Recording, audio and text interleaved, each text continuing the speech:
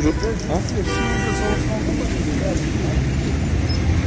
Алматы Бишкек автожолы 24 шақырым.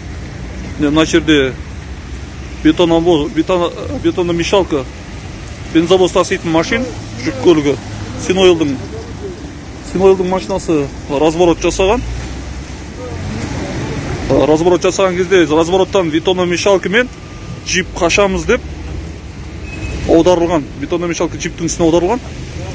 Екі труп, бір пострадавший.